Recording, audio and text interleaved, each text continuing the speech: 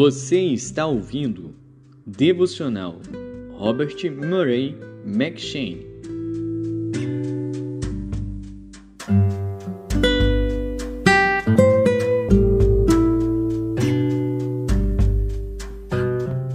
Êxodo.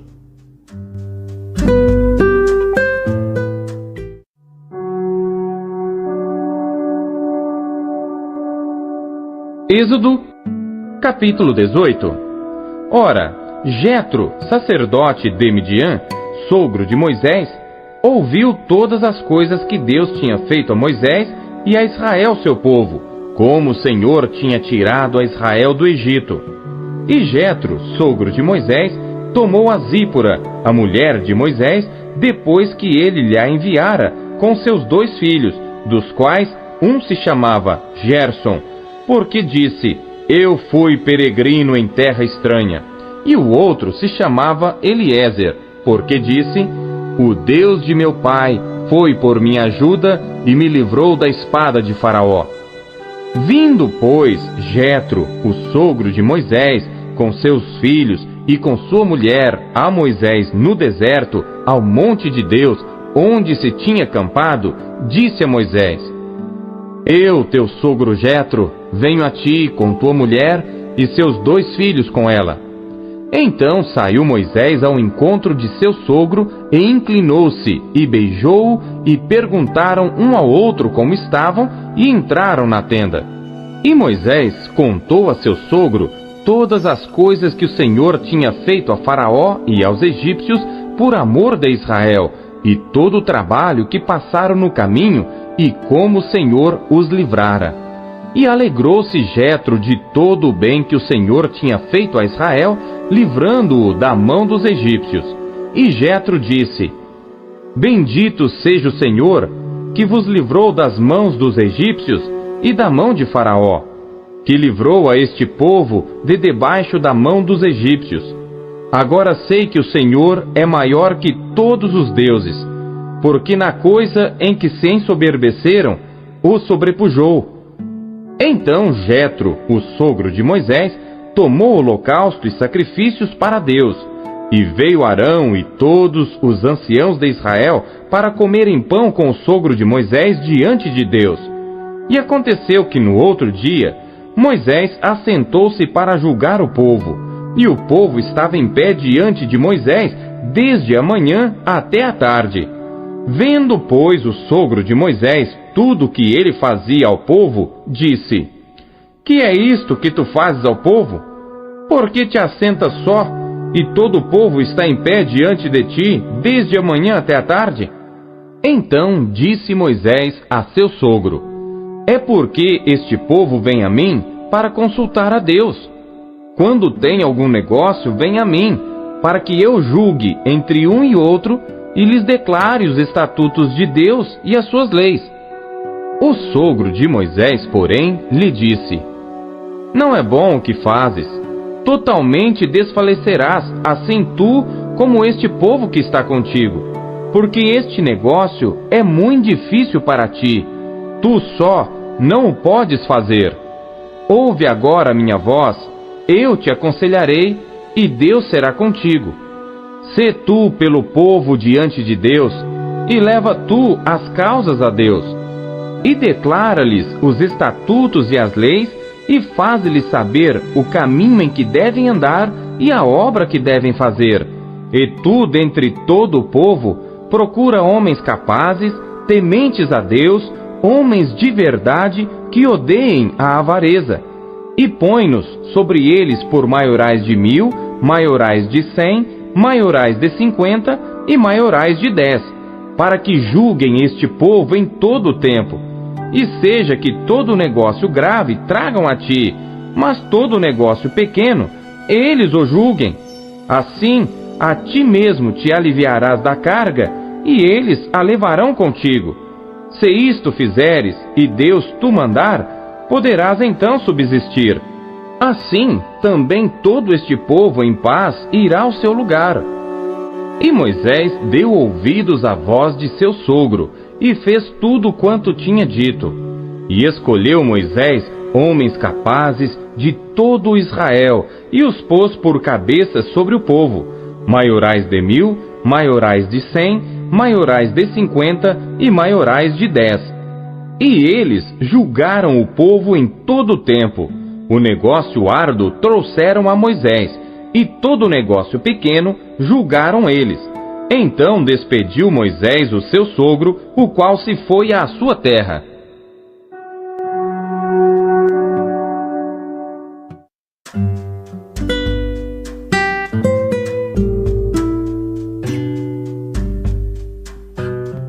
Lucas.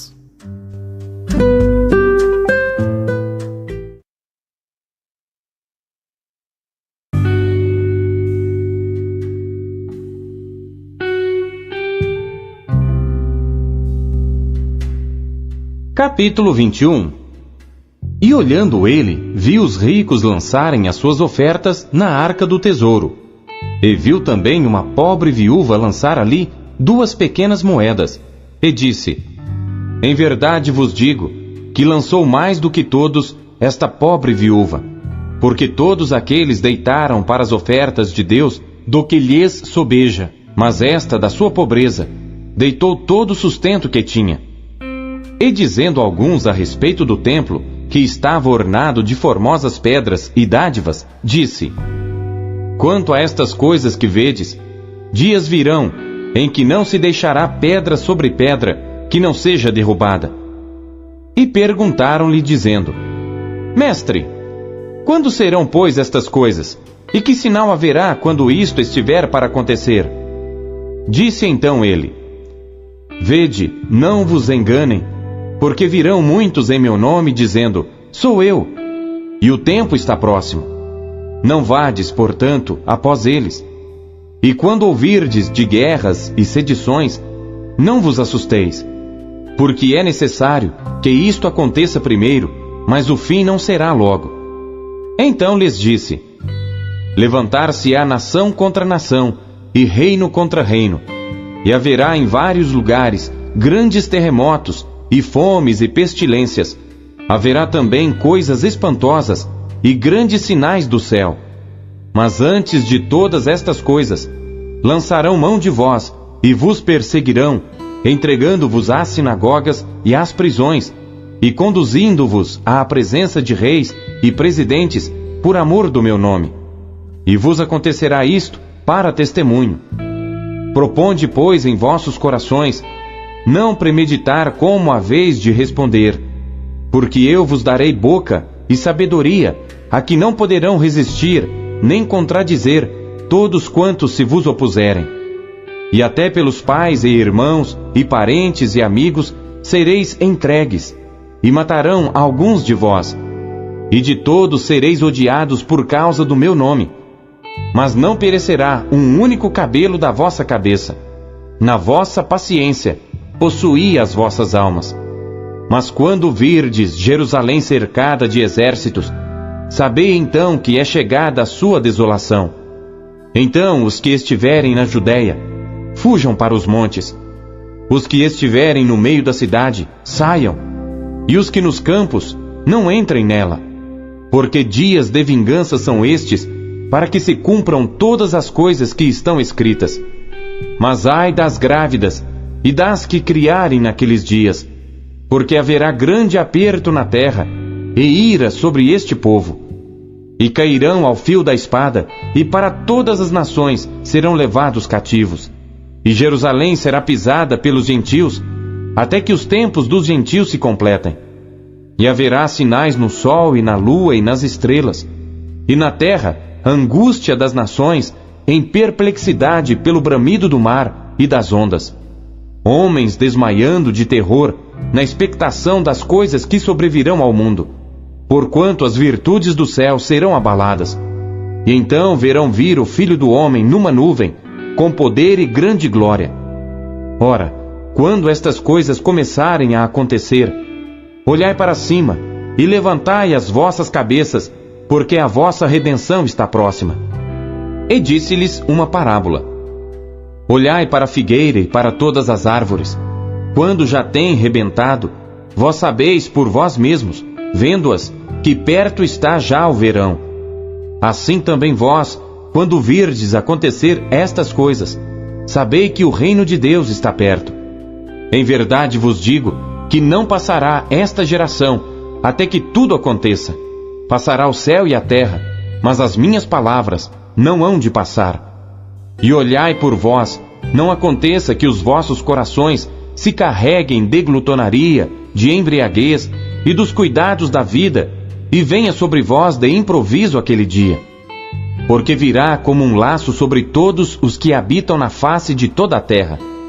Vigiai, pois, em todo o tempo, orando, para que sejais havidos por dignos de evitar todas estas coisas que hão de acontecer, e de estar em pé diante do Filho do Homem. E de dia ensinava no templo, e à noite, saindo, ficava no monte chamado das Oliveiras, e todo o povo ia ter com ele ao templo de manhã cedo, para o ouvir.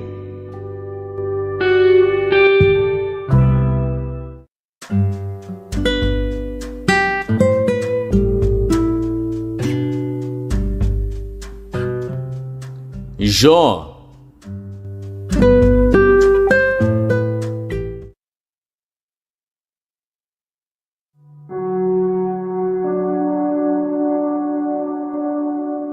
Jó, capítulo 36. Prosseguiu ainda Eliú e disse: Espera-me um pouco, e mostrar-te-ei que ainda há razões a favor de Deus. De longe trarei o meu conhecimento, e ao meu Criador atribuirei a justiça, porque na verdade as minhas palavras não serão falsas. Contigo está um que tem perfeito conhecimento. Eis que Deus é muito grande, contudo a ninguém despreza. Grande é em força e sabedoria. Ele não preserva a vida do ímpio, e faz justiça aos aflitos. Do justo não tira os seus olhos. Antes estão com os reis no trono. Ali os assenta para sempre, e assim são exaltados. E se estão presos em grilhões, amarrados com cordas de aflição, então lhes faz saber a obra deles, e as suas transgressões, porquanto prevaleceram nelas. Abre-lhes também os seus ouvidos para a sua disciplina, e ordena-lhes que se convertam da maldade. Se o ouvirem e o servirem, acabarão seus dias em bem, e os seus anos em delícias. Porém, se não ouvirem, à espada serão passados, e expirarão sem conhecimento. E os hipócritas de coração amontoam para si a ira, e amarrando-os ele, não clamam por socorro. A sua alma morre na mocidade, e a sua vida perece entre os impuros. Ao aflito livra da sua aflição, e na opressão se revela aos seus ouvidos. Assim também te desviará da boca da angústia para um lugar espaçoso, em que não há aperto, e as iguarias da tua mesa serão cheias de gordura. Mas tu estás cheio do juízo do ímpio. O juízo e a justiça te sustentam. Porquanto há furor, guarda-te de que não sejas atingido pelo castigo violento, pois nem com resgate algum te livrarias dele. Estimaria ele tanto tuas riquezas? Não, nem ouro, nem todas as forças do poder. Não suspires pela noite em que os povos sejam tomados do seu lugar. Guarda-te e não declines para a iniquidade, porquanto isso escolheste antes que a aflição. Eis que Deus é excelso em seu poder. Quem ensina como ele? Quem lhe prescreveu o seu caminho? Ou quem lhe dirá: tu cometeste maldade? Lembra-te de engrandecer a sua obra que os homens contemplam. Todos os homens a veem, e o homem a enxerga de longe. Eis que Deus é grande, e nós não o compreendemos, e o número dos seus anos não se pode esquadrinhar, porque faz miúdas as gotas das águas que do seu vapor derramam a chuva, a qual as nuvens destilam e gotejam sobre o homem abundantemente. Porventura pode alguém entender as extensões das nuvens e os estalos da sua tenda? Eis que estende sobre elas a sua luz e encobre as profundezas do mar. Porque por estas coisas julga os povos e lhes dá mantimento em abundância. Com as nuvens encobre a luz e ordena não brilhar, interpondo a nuvem, o que nos dá a entender o seu pensamento, como também ao gado, acerca do temporal que sobe.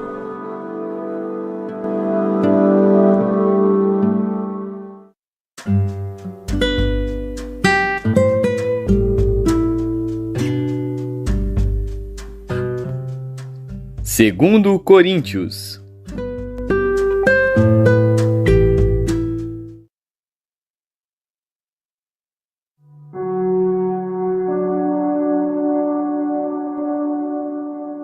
Capítulo 6.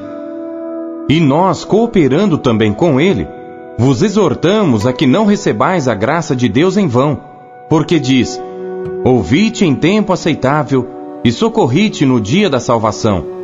Eis aqui agora o tempo aceitável, eis aqui agora o dia da salvação. Não dando nós escândalo em coisa alguma, para que o nosso ministério não seja censurado, antes como ministros de Deus, tornando-nos recomendáveis em tudo, na muita paciência, nas aflições, nas necessidades, nas angústias, nos açoites, nas prisões, nos tumultos, nos trabalhos, nas vigílias, nos jejuns, na pureza, na ciência, na longanimidade, na benignidade, no Espírito Santo, no amor não fingido, na palavra da verdade, no poder de Deus, pelas armas da justiça, à direita e à esquerda, por honra e por desonra, por infâmia e por boa fama, como enganadores e sendo verdadeiros, como desconhecidos, mas sendo bem conhecidos, como morrendo, e eis que vivemos, como castigados e não mortos, como contristados, mas sempre alegres, como pobres, mas enriquecendo a muitos, como nada tendo e possuindo tudo. Ó Coríntios, a nossa boca está aberta para vós, o nosso coração está dilatado. Não estáis estreitados em nós, mas estáis estreitados nos vossos próprios afetos. Ora, em recompensa disto, falo como a filhos, dilatai-vos também vós. Não vos prendais a um jugo desigual com os infiéis, porque que sociedade tem a justiça com a injustiça? E que comunhão tem a luz com as trevas? E que concórdia há entre Cristo e Belial? Ou que parte tem o fiel com o infiel? E que consenso tem o templo de Deus com os ídolos?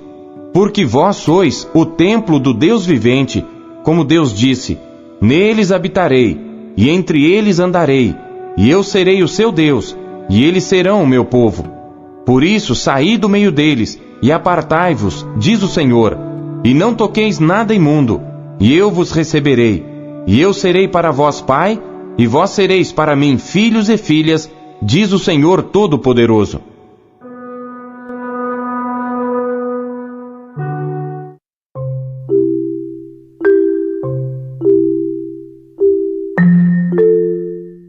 Deus usa cada trecho de sua palavra para falar com você.